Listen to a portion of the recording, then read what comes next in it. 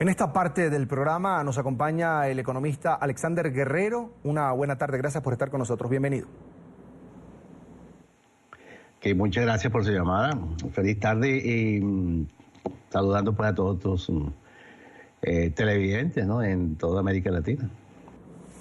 Lo primero, esta crisis por falta de dinero en efectivo y el cambio de cono monetario ha generado pues malestar entre los venezolanos. ¿Qué pasó? ¿Será que el gobierno no tomó las previsiones pertinentes antes de hacer este cambio?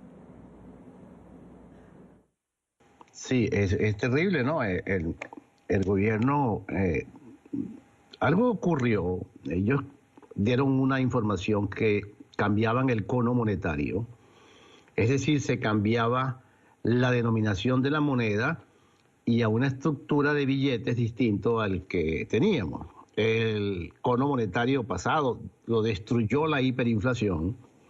Es la única fuerza que destruye un cono monetario. Es decir, una única fuerza que elimina el poder de compra del billete. Con un billete de 100 bolívares que la gente compraba nada hace un año o hace 2 años. Ya el billete de 100 bolívares estaba totalmente envilecido, decimos, sin poder de compra. Con un número que lo adorna, 100 bolívares, no adquiría nada. Llegó un momento en el cual era siendo el billete de mayor denominación, pues escaseaba, porque como no tienes cosas, no tienes dinero suficiente para comprar las cosas, que la hiperinflación va subiendo sus precios, entonces el billete escasea frente a la cantidad de bienes que tiene que comprar con un precio más alto. Y eso fue lo que produjo la escasez de billetes. El gobierno creó una especie de situación muy extraña de una guerra económica que se había robado los billetes, lo cual resultó siendo una gran mentira, porque todos los billetes de 100 que circulaban en Venezuela hasta el momento en el cual el presidente de la República mandó a recogerlos, habían salido en el informe del Banco Central de finales de noviembre como circulando en Venezuela, de manera que no había billetes en ninguna parte del mundo, como lo afirmó Maduro y como lo afirmó el ministro de Relaciones Interiores, que había una conspiración y que habían alrededor del 30% de los billetes de 100 estaban fuera en cualquier parte del mundo para una guerra financiera y monetaria con Venezuela. Todo eso resultó ser simplemente un fiasco.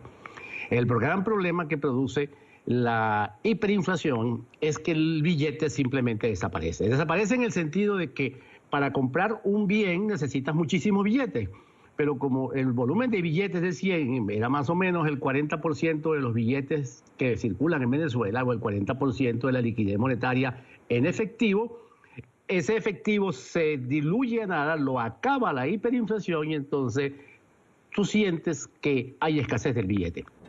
Ahora, ¿qué ocurrirá con el billete de 500, por ejemplo? Es una cosa muy curiosa. En economía lo llamamos eso ilusión monetaria. Tú ves un billete de 100 bolívares y crees que 100 es algo, 100 no es nada. Y esto va a ocurrir con el billete de 500, que está anunciado que va a salir, que no sale todavía, y que se va a llevar unos cuantos días más, supuestamente.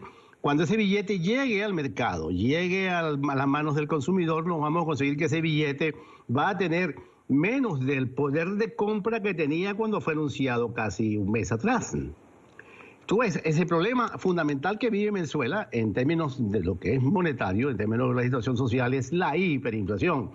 Así como se comen los billetes, la abundancia de dinero se transforma al final en una escasez de billetes. El gobierno dice que mandó a hacer billetes en el exterior. Yo tengo todas las dudas. Yo pienso que el gobierno lo que hizo fue comprar papel. Porque un régimen en hiperinflación o un sistema monetario hiperinflacionado no puede depender de billetes que se impriman en Suiza, en Canadá, en Inglaterra, en Francia, en los Estados Unidos. No, en ninguna parte del mundo. Los gobiernos requieren que en sus impresoras de billetes estén a la mano disponibles, y ellas están disponibles en la Casa de la Moneda que queda en Maracay, que pertenece al Banco Central. Ese es digamos, lo que yo pienso que está ocurriendo. No han terminado de imprimir los billetes, por lo tanto no han salido. Ahora, doctor Guerrero, ¿cuál es su pronóstico para el próximo año, para el 2017? ¿La economía en Venezuela seguirá en picada? Sí, el 2016 termina con una contracción, en mis estimaciones, entre el 10 y el 12% del Producto Interno Bruto. Es decir, una economía que pierde el 12% de su tamaño, para ponerlo así en forma que nos pueda entender la gente. La hiperinflación que se estima para finales de este año, para estos días, está entre 750 y 1000%. Es decir, el venezolano apenas si recibe como salario mínimo entre 18 a 23 dólares, te podrás imaginar, mensuales, con los cuales no tiene acceso a bienes. Se está viviendo prácticamente en una situación de miseria impresionante, a tal punto de que esta situación que vivimos hoy no va a permitir que la economía venezolana el año que viene vaya a crecer, por una razón muy sencilla. Las condiciones que hicieron que la economía venezolana en el 2016 llegara a este punto de colapso se van a mantener durante todo el año 2017. O sea que vamos a tener una contracción de la economía que yo estimo estaría entre el 7 y el 12% del PIB negativo, de crecimiento negativo. Se sigue contrayendo, podemos decirlo, que desde el 2013, cuando Maduro toma el poder, que fue en enero del año 2013, a enero, ahora que estamos llegando a enero de 2017. Han pasado 4 años, la economía venezolana ha perdido aproximadamente el 25 al 30% de su tamaño. Antes de despedirlo, sus recomendaciones para los venezolanos ante la inflación abrumadora que ya se asoma para el año 2017. Es muy difícil recomendarle al venezolano que te vive bajo deudas no solamente con los sistemas financieros, sino deudas entre ellos, entre sus sistemas financieros de naturaleza informal, que en los barrios se utiliza, que alguien presta a un grupo de gente en el barrio y eso se paga al final de semana. Esas deudas han crecido de una manera exorbitante y lo vas a ver. El proceso de empobrecimiento que vive Venezuela es de tal naturaleza que lo vas a ver en las estadísticas del crimen, que ya estamos llegando a los 30.000, el número de crímenes en el mundo, probablemente uno de los 2 o 3 países con mayor nivel de criminalidad en el mundo. Eso te lo da la pobreza, no hay otra cosa que te explique la criminalidad que la pobreza. Estas dos cosas, estas dos variables, este fenómeno es uno solo. Ahora, ¿qué va a pasar entonces? En lo que pudiera pasar en el 2017, vamos a tener los mismos problemas de pago de deuda que tuvimos en el 2016. Es decir, el gobierno requerirá de 10, 12 mil millones de dólares para pagar la deuda, pero el petróleo no está generando ese volumen de dinero. Y tan es cierto que no está generando que tú ves el mercado paralelo por encima ya de 3.000 bolívares de nuevo. Es decir, estuvo descansando el mercado paralelo por el efecto de intervención de la banca venezolana, que se intervino hace como 3 semanas a propósito del billete de 100 bolívares.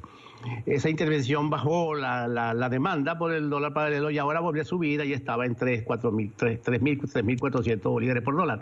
Lo que quiere decir que esta situación se va a mantener durante todo el año 17, la presión sobre el dólar, la gente buscando el dólar, y los dólares cada vez más caros y el bolívar cada vez con menor poder de compra. En pantalla, Alexander Guerrero, economista venezolano, que por supuesto le agradezco mucho que haya estado con nosotros aquí en la tarde de NTN 24. Un placer.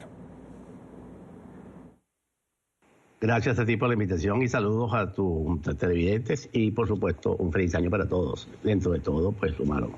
Hasta la próxima, doctor. Gracias.